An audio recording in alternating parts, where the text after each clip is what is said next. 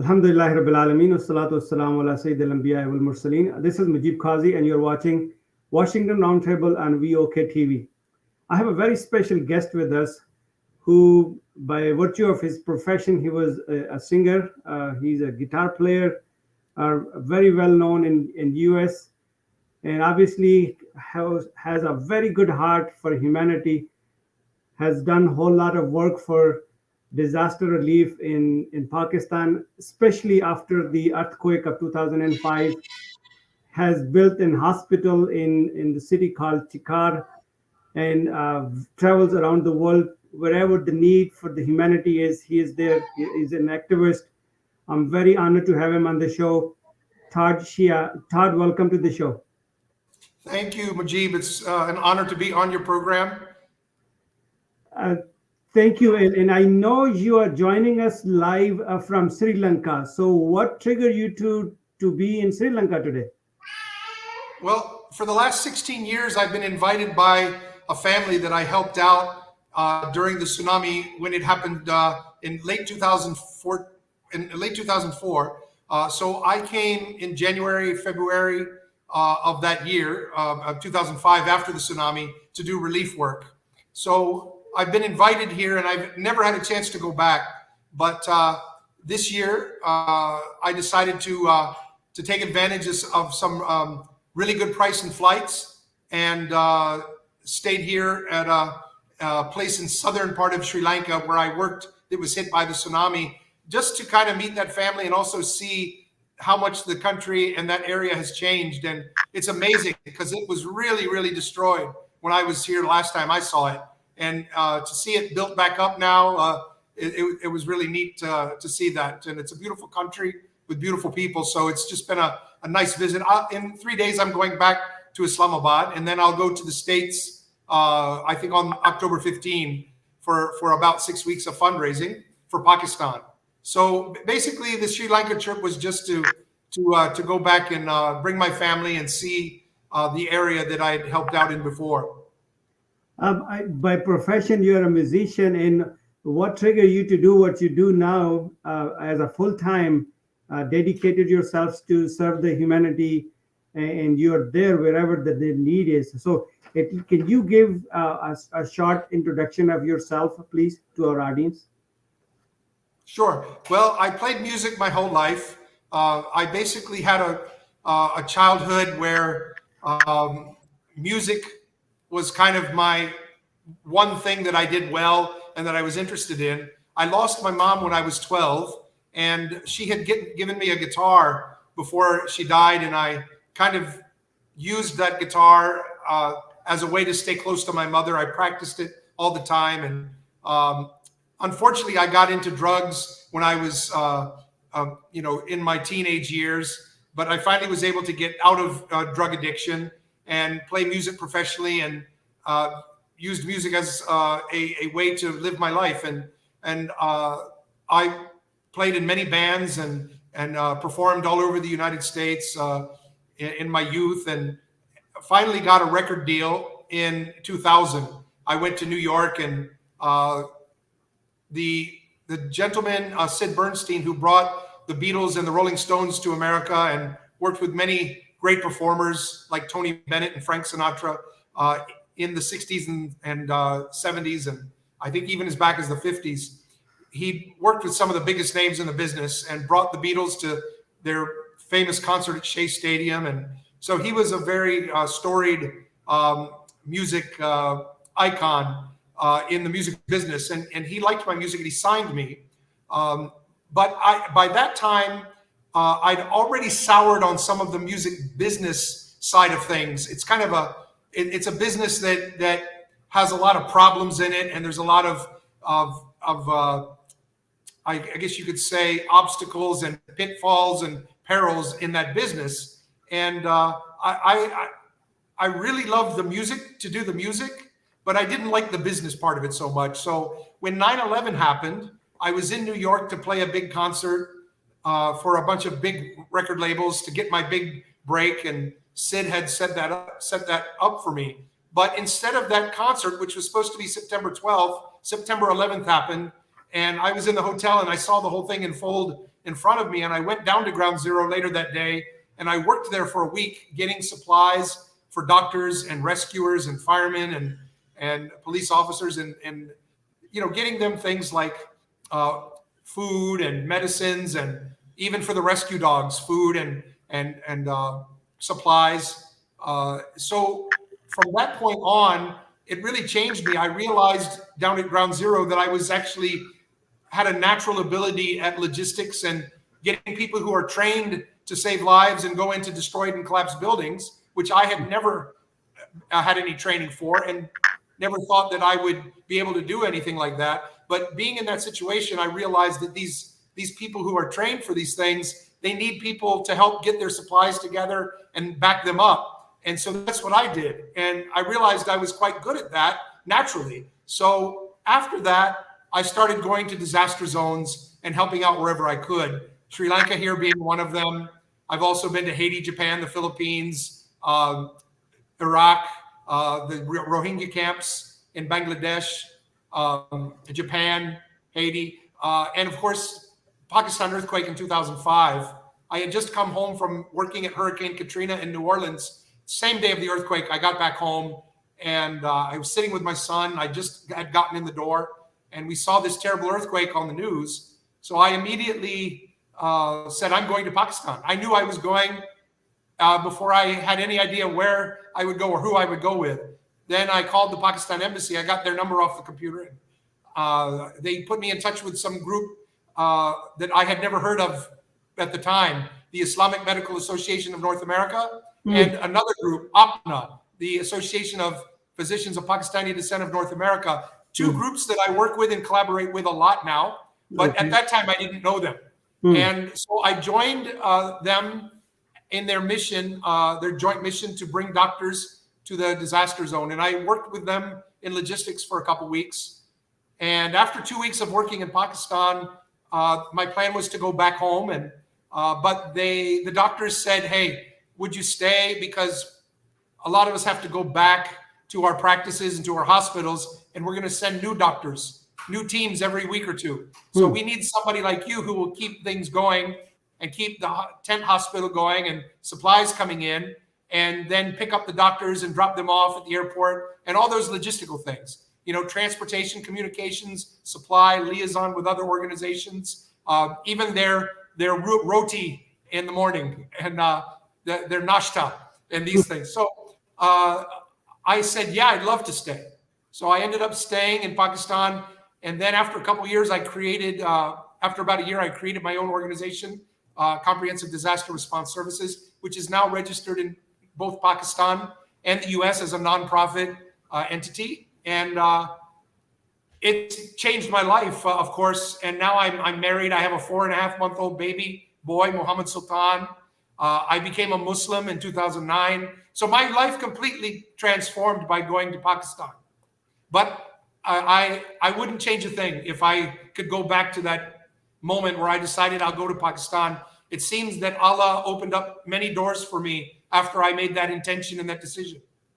Wow, what is an inspirational story! And I was just carried away with it. I was just traveling with you throughout your whole lifelong journey. Mashallah, that's beautiful. I hope everyone else can follow your lead and try to do what you are doing for the betterment of humanity. Tell us about your hospital that you have built in Chikar. How big is this hospital? Who are the primary beneficiaries of this hospital?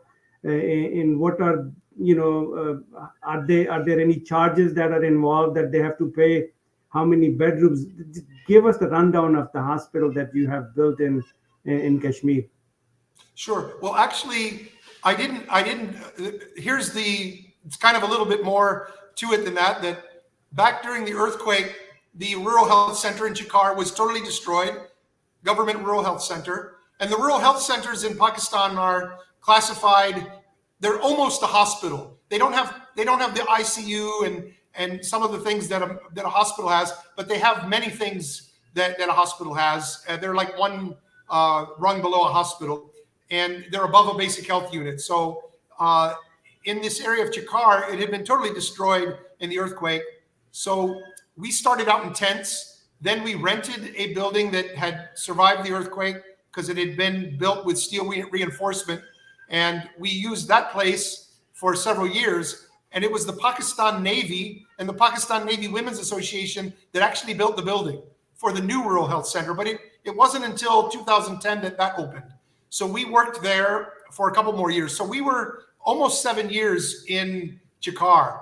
But in 2010 and 11, the floods happened. 2009 was the SWAT crisis with the Army operation in SWAT. So we actually moved our operations after 2011, even though we had in 2009 started working in SWAT and other places in Pakistan. We still remained in AJK.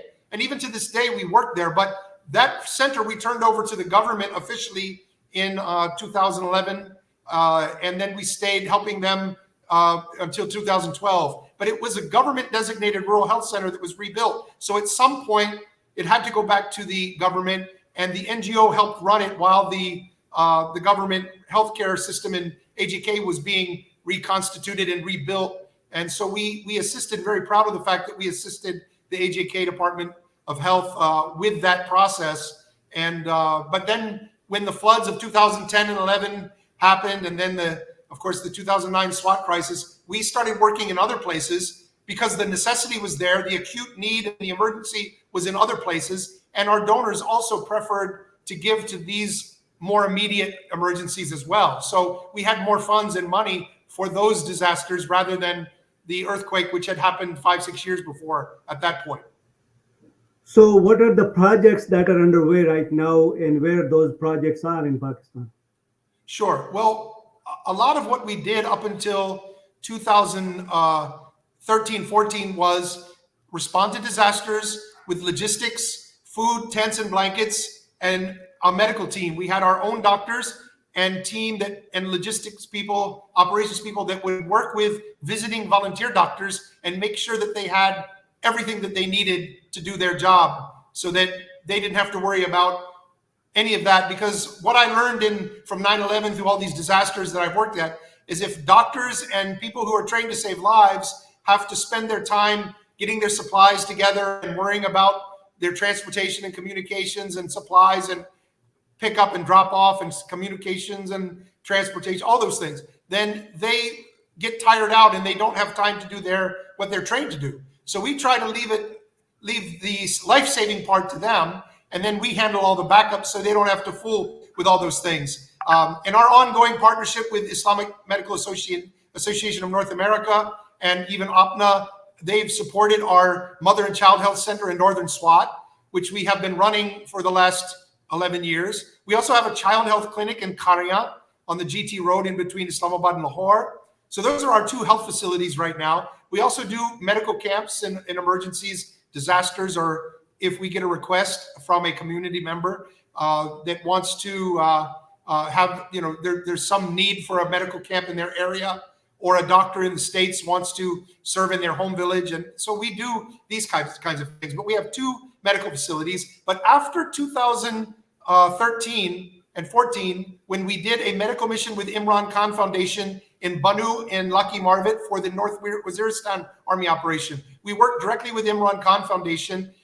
They were setting up tents and camps, and they were giving water and food, but they needed a medical aspect to their mission because a lot of people were needing medical services. So they hired our team basically to come in and do all of the medical work for Imran Khan Foundation. So we took care of about 175,000 patients. It was supposed to be just a couple months mission, but then they asked us to stay longer. We ended up staying until a year during that period. But after that very successful mission was over, and of course we had a program audit, independent program and financial audit from Imran Khan Foundation, and they were very happy with our work. So we're very proud of that mission. But after that, we started doing things outside of just disaster relief. We started using our network from all the places and because we'd worked in every area of Pakistan up to that point in disasters. So we started doing work in water projects. So now we have over 500 water projects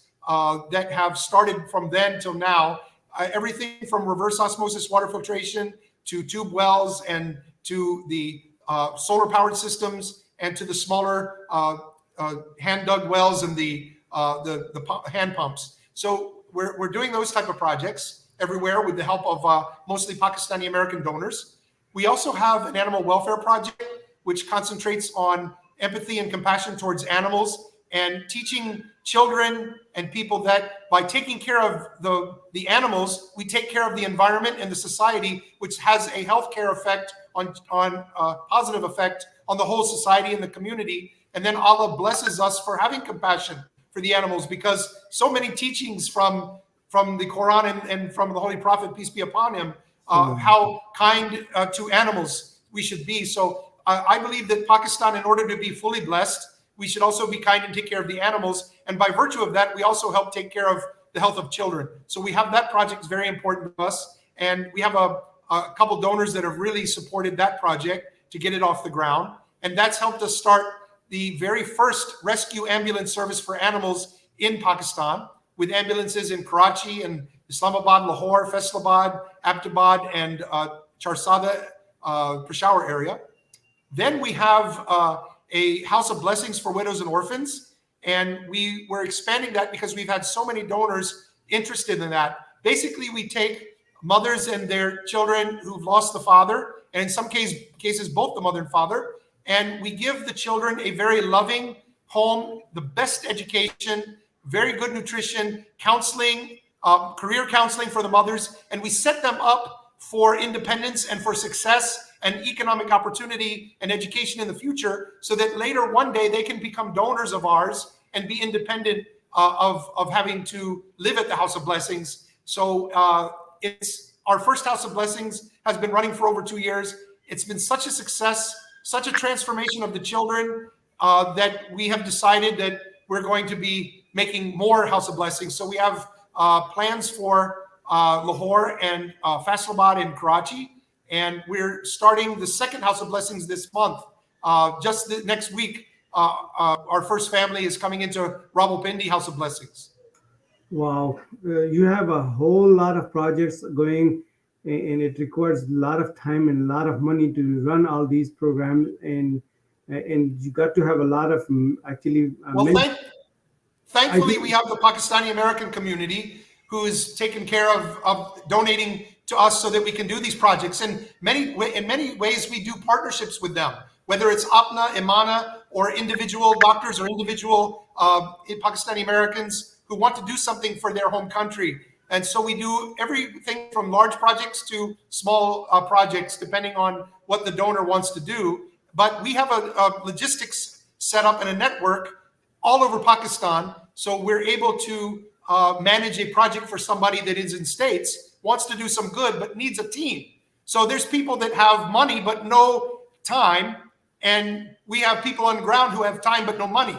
And we have a great team. We can send funds. 501c3 gives a tax deduction to Pakistani Americans. And then we have a very, very capable and audited finance department who has internal audit and external audit every year. So we're able to track the funds and let people know what we've actually done with their money. And then I almost forgot the other project we're doing. We're feeding 600 people every day with a mobile food truck in the Pindi Islamabad area that's funded by the Pakistan Army Fauji Foundation, Mary Petroleum.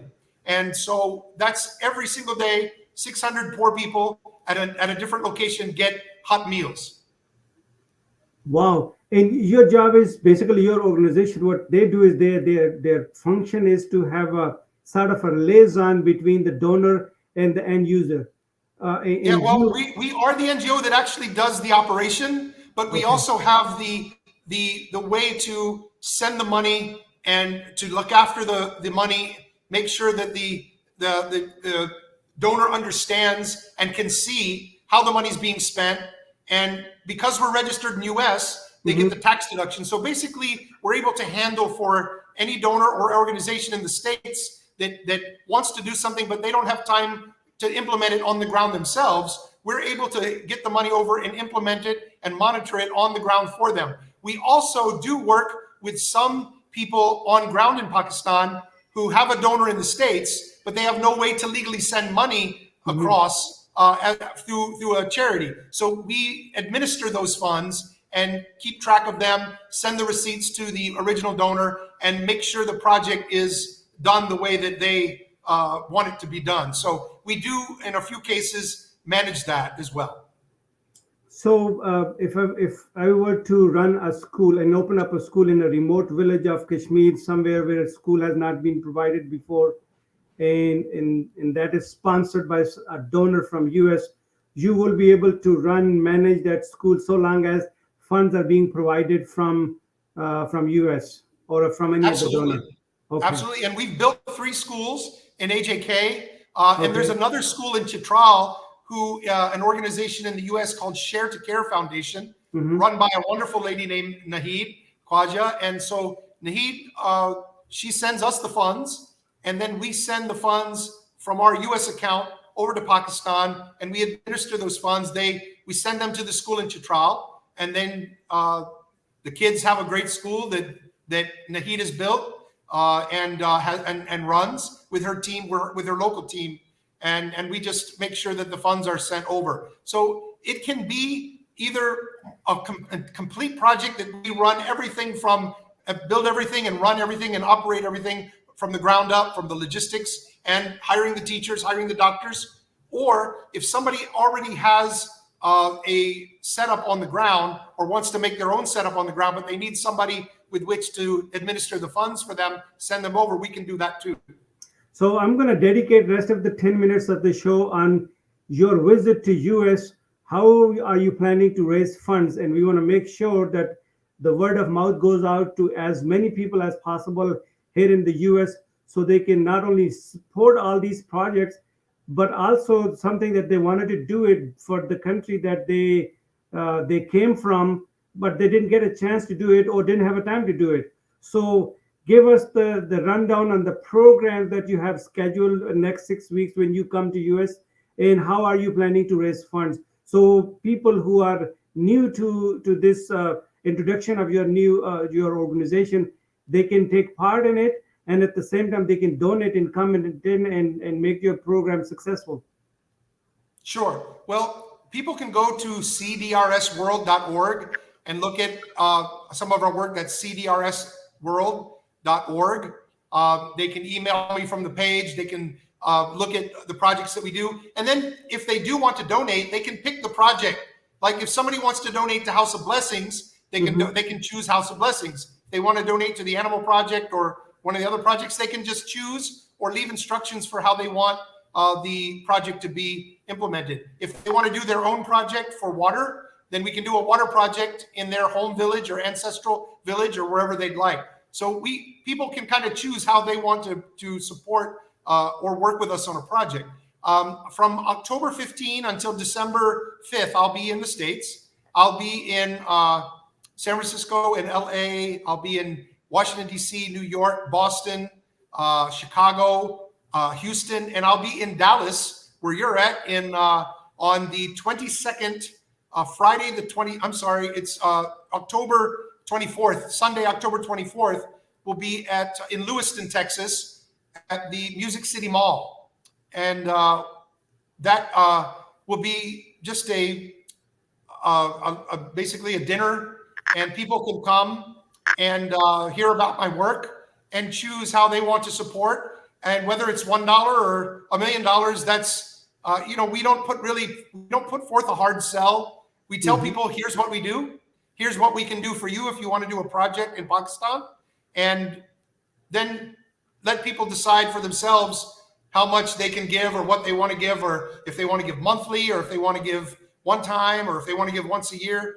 Well, everything is available to them. It's just their decision which they would like to support. Some people, they send $1,000 and they say, use it wherever you need it most. And then other people want to do a specific project in a specific place. So we can do either of those things. I'm going to be in Dallas because APNA is giving me a humanitarian award on the 23rd at their banquet. So that's why I was coming to Dallas. So I thought, since I'm coming to Dallas for the APNA event, that I would also try to put together an event there. So thankfully, Mr. Nadeem Zaman introduced me to a couple of his friends, Naheed being one of them, who has a place at the Music City Mall, and it's helping me set up the event. So, there's just wonderful people in the Pakistani American community who have been willing to step up and help me with fundraising and with projects. And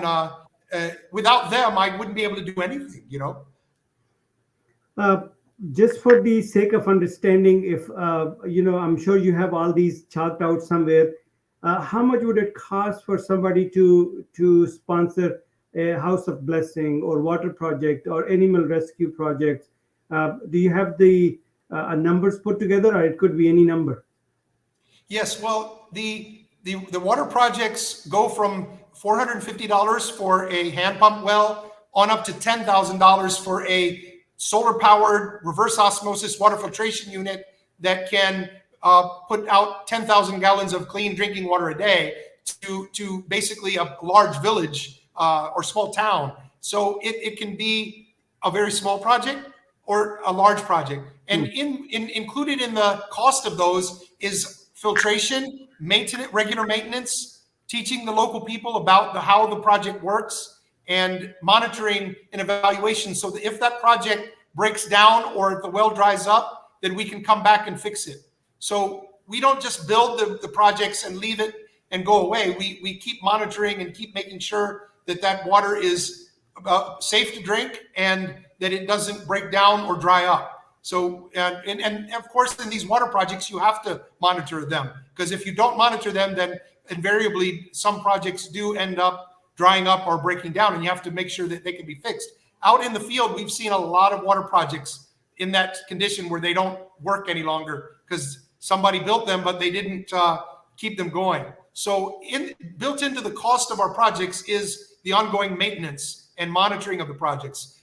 For our House of Blessings, if somebody wanted to do their own House of Blessings, it's about 10,000 US dollars for the startup costs to start up, for the furniture and for the staffing and for just to start the project. And then it's about $3,500 to $4,000 every month for everything from the food and the school fees and the healthcare needs of the children and everything that house needs to run to keep going every month and take care of those people for about 6 to 8 families at each house.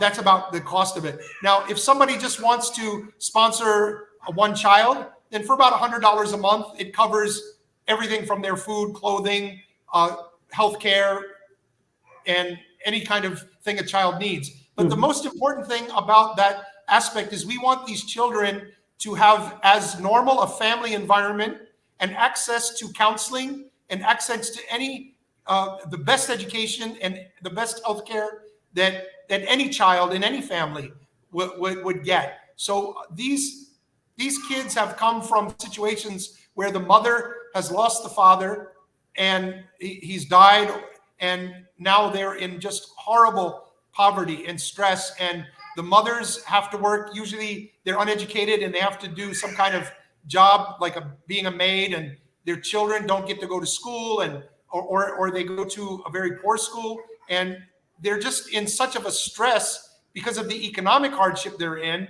and the difficulty they're in, that they don't concentrate very well in school, so they fall behind.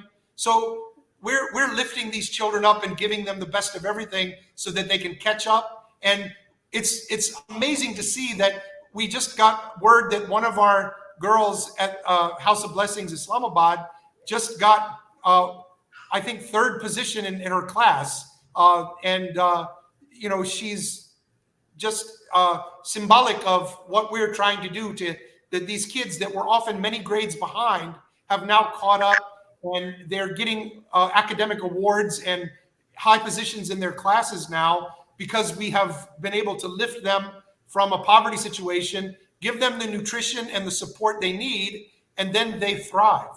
It's just amazing to see. And there's a lot more of that that's needed.